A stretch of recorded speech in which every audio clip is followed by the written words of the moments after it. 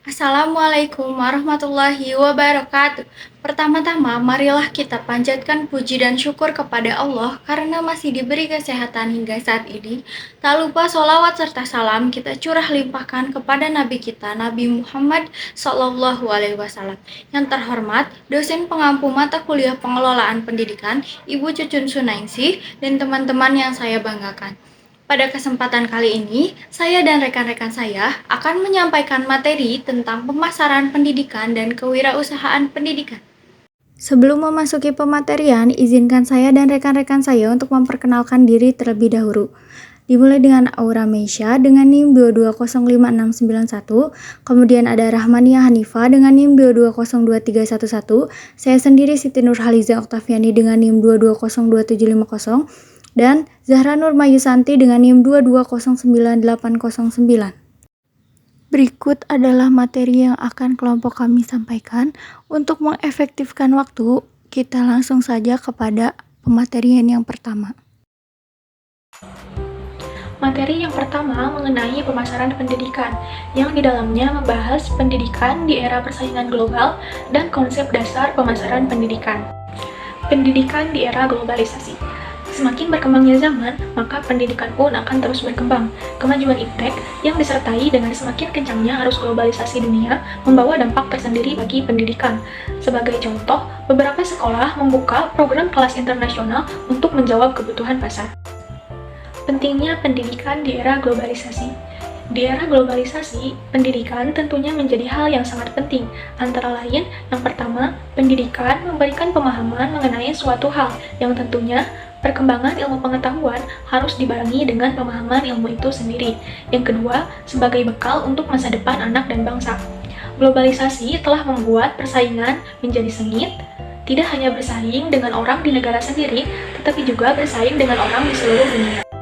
Selanjutnya mengenai pemasaran pendidikan. Menurut Irianto, pemasaran pendidikan merupakan suatu proses sosial dan manajerial yang melibatkan kegiatan-kegiatan penting yang memungkinkan individu dan kelompok mendapatkan kebutuhan dan keinginan melalui pertukaran dengan pihak lain dan untuk mengembangkan hubungan pertukaran. Selanjutnya mengenai konsep pemasaran. Ada komponen yang dapat dijadikan bahan analisis untuk memahami konsep pemasaran pendidikan, yaitu konsep pasar. Pasar merupakan tempat bertransaksi berbagai komoditas yang dihasilkan produsen dengan yang dibutuhkan, diinginkan, dan diharapkan konsumen. Jika dilihat dari segi manajemen pemasaran, pendidikan sendiri dapat dikatakan sebagai produk jasa dari lembaga pendidikan yang bersifat non-profit, sehingga hasil dari proses pendidikan dapat terlihat. Tujuan pemasaran pendidikan. Ada beberapa tujuan dari pemasaran pendidikan, yaitu yang pertama, memberikan informasi kepada masyarakat mengenai produk lembaga pendidikan. Yang kedua, meningkatkan minat dan ketertarikan masyarakat terhadap produk lembaga pendidikan. Yang ketiga, membedakan produk suatu lembaga pendidikan dengan lembaga pendidikan lain. Yang keempat, memberikan penilaian lebih kepada masyarakat mengenai produk yang akan ditawarkan. Yang kelima, menstabilkan eksistensi dan kebermaknaan lembaga pendidikan di masyarakat. Dengan demikian, yang ingin dicapai dari pemasaran pendidikan adalah mendapatkan pelanggan yang disesuaikan dengan target, baik dari segi kualitas maupun kuantitas, dari calon pelanggan atau siswa. Untuk materi selanjutnya ada penerapan pemasaran dalam pendidikan. Fokus dari penerapan pemasaran ini adalah bagaimana mendekatkan pelayanan sesuai dengan keinginan dan kepuasan siswa, yang tentunya hal tersebut harus didukung dengan peran para tenaga ahli di bidangnya, sumber daya dan fasilitas yang memadai, serta selalu meningkatkan mutu lulusan. Terdapat 2 poin yang akan dibahas. Yang pertama adalah strategi komunikasi dan inovasi pemasaran pendidikan, dan yang kedua adalah masalah-masalah dalam pemasaran pendidikan. Yang pertama, strategi komunikasi dan inovasi pemasaran pendidikan. Strategi komunikasi dan inovasi pemasaran pendidikan dapat membantu lembaga pendidikan dalam meningkatkan daya tarik, keunggulan, dan jumlah peserta didik. Berikut ini adalah beberapa strategi yang dapat diterapkan. Yang pertama, pengembangan layanan pendidikan. Pengembangan layanan pendidikan ini adalah menyediakan layanan pendidikan yang berkualitas dan sesuai dengan kebutuhan peserta didik. Misalnya, memperhatikan fasilitas sekolah seperti toilet yang memadai. Yang kedua, pembiasaan pembentukan sikap dan karakter, yakni menerapkan program pembiasaan yang tidak hanya bersifat akademik, tetapi juga membentuk sikap dan karakter yang membuat orang tua nyaman menyekolahkan anaknya di sekolah tersebut. Dan untuk yang ketiga, promosi melalui komunikasi. Memotivasi orang tua untuk menyekolahkan anak melalui kunjungan dari rumah ke rumah, brosur, dan kerjasama dengan SD atau MI terdekat. Yang keempat, menggali keunikan dan keunggulan sekolah, yakni menyelenggarakan pendidikan yang unik dan memiliki keunggulan tertentu sesuai dengan kebutuhan yang dicari oleh pelanggan jasa pendidikan. Dan untuk yang kelima, perencanaan strategi, mengembangkan keputusan-keputusan yang mengenal pemakaian faktor-faktor pemasaran yang dapat dikendalikan untuk mencapai tujuan-tujuan yang telah ditentukan. Yang keenam, komunikasi pemasaran, yakni dengan menginformasikan, membujuk, dan mengingatkan konsumen tentang produk dan merek yang dijual perusahaan. Yang ketujuh, pengembangan keunggulan bersaing, yakni dengan membuat rencana yang diformulasikan secara sistematis mengenai kegiatan pemasaran untuk dijadikan sebagai pedoman dalam kaitannya dengan implementasi variabel-variabel pemasaran. Dan untuk yang terakhir, ada optimalisasi media komunikasi pemasaran, yakni dengan memanfaatkan media komunikasi pemasaran yang efektif dan efisien untuk menarik minat siswa baru. Untuk poin kedua, ada masalah-masalah dalam pemasaran pendidikan. Dalam pemasaran pendidikan, terdapat beberapa masalah yang perlu diatasi agar lembaga pendidikan dapat bersaing dengan baik dan memenuhi kebutuhan masyarakat. Berikut ini ada beberapa masalah yang sering terjadi dan sering dihadapi dalam pemasaran pendidikan. 1. Kurangnya pemahaman tentang pemasaran pendidikan. Beberapa anggota sivitas akademika, termasuk kepala sekolah, mungkin masih kurang memahami arti pentingnya pemasaran dalam lembaga pendidikan. Pemahaman yang kurang dapat menghambat pengembangan strategi pemasaran yang efektif. Dan yang kedua, tantangan dalam menjaga citra dan reputasi sekolah. Citra dan reputasi sekolah sangat penting dalam meningkatkan minat pengguna jasa pendidikan.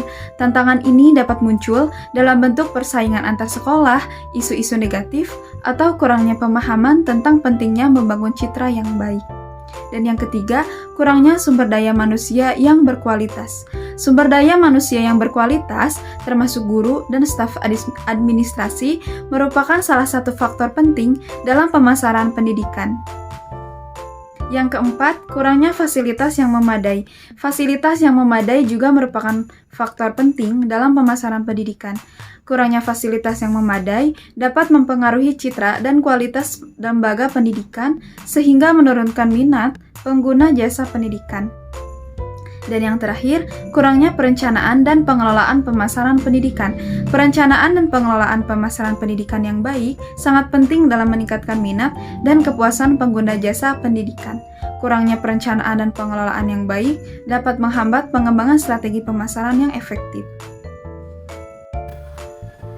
Materi selanjutnya ada tentang kewirausahaan yang di dalamnya terdapat materi konsep dasar kewirausahaan dalam pendidikan dan jenis kewirausahaan dalam pendidikan. Materi pertama ada kewirausahaan pendidikan. Kewirausahaan dalam pendidikan merupakan kerja keras yang terus dilakukan pihak sekolah, terutama kepala sekolah, untuk menjadikan sekolahnya lebih bermutu, mewujudkan kesejahteraan, dan mendatangkan keuntungan finansial.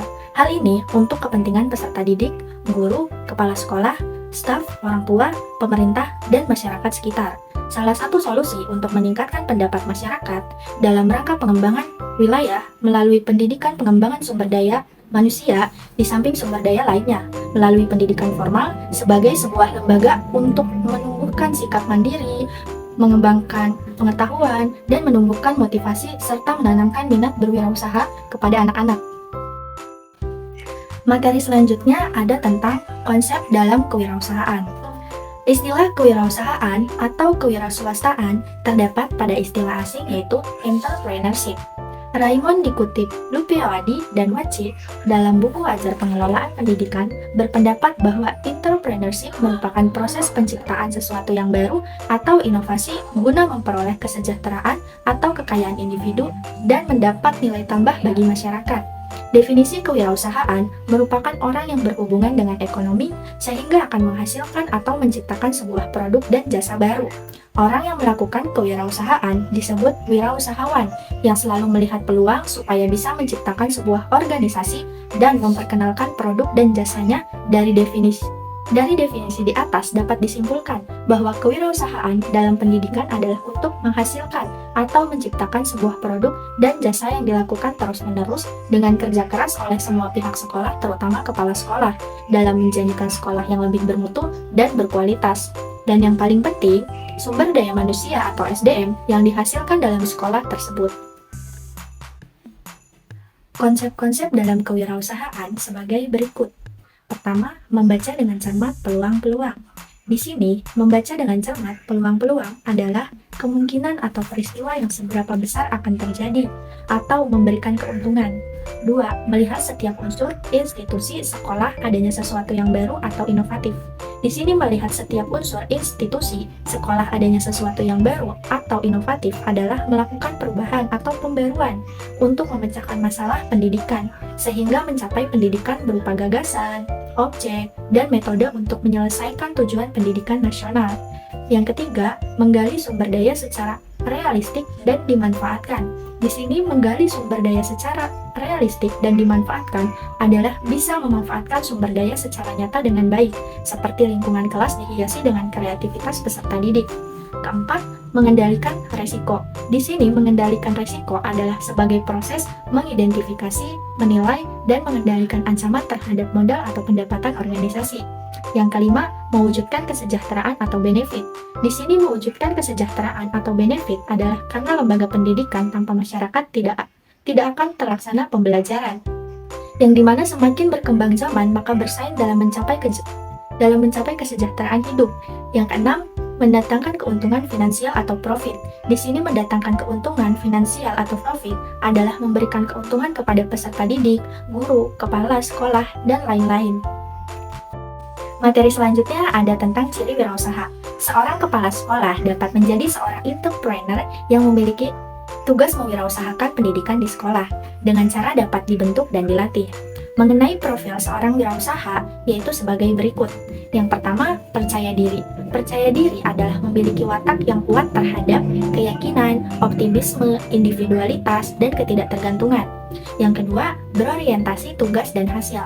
Berorientasi tugas dan hasil adalah sejauh mana seseorang memusatkan perhatian pada hasil terhadap kebutuhan akan prestasi, tekad kerja keras, energik, dan inisiatif.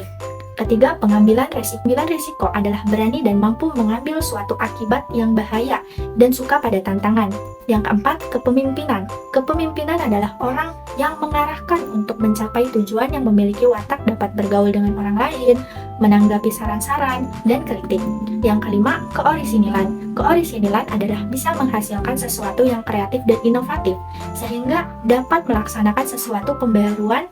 Wataknya meliputi inovatif, kreatif, fleksibel, serba bisa, dan mengetahui banyak. Yang keenam, berorientasi ke masa depan. Berorientasi ke masa depan adalah di mana orang tersebut hanya memikirkan masa depan dan langkah selanjutnya, hari esok, dibandingkan memperdebatkan yang kemarin. Kewirausahaan dalam pendidikan, peserta didik memiliki nilai-nilai wirausaha dari ciri-ciri keenam yang sudah dijelaskan. Selanjutnya, ada tentang alasan mengapa kewirausahaan dalam pendidikan dibutuhkan. Pengelolaan pendidikan, khususnya kepala sekolah, dituntut untuk berani keluar dari keterbelengguan birokrasi yang merugikan, aktif mencari perubahan, berani menanggung resiko, dan memanfaatkan peluang dengan mengembangkan urusan-urusan bisnis yang menguntungkan. Yaitu, ada beberapa alasan mengapa kewirausahaan dalam pendidikan dibutuhkan. Yang pertama, saat ini terdapat pesaing-pesaing sekolah, terutama sekolah yang mempunyai keunggulan seperti sistem pendidikan kurikulum yang terpadu, suasana pendidikan yang informal, sistem belajar sehari penuh atau full day system yang menyenangkan, sarana atau prasarana, dan fasilitas pendidikan yang mencukupi. Proses pendidikan yang berlangsung di sekolah-sekolah saat ini kebanyakan masih monoton dan kurang bervariasi. Maka, kepala sekolah diharapkan dapat mewirausahakan birokrasi dengan mentransformasi semangat kewirausahaan dalam lembaga kependidikan. Kedua, beberapa guru atau pegawai yang pintar atau memiliki ide lebih memilih menjadi seorang wirausaha. Ada beberapa di antara mereka yang lebih memilih berhenti menjadi pegawai negeri, dan ada juga yang masih tetap tetapi pekerjaan utamanya terabaikan. Materi yang kedua yaitu tentang jenis kewirausahaan dalam pendidikan. Di dalam kewirausahaan, pendidikan terdapat jenis-jenis kewirausahaan dalam pendidikan. Mengenai jenis-jenis aktivitas dasar suatu bisnis yang meliputi produksi, distribusi, dan konsumsi.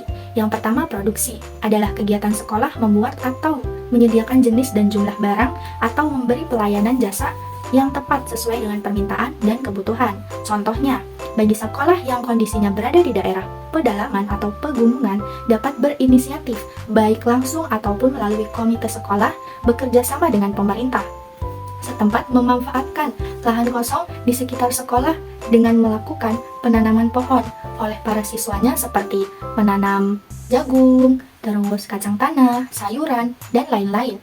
Beda halnya dengan sekolah yang berada pada daerah perkotaan atau kawasan industri, bisa melakukan bisnis produksi sekunder dengan memanfaatkan barang mentah antara lain, terigu bisa memproduksi kue atau roti.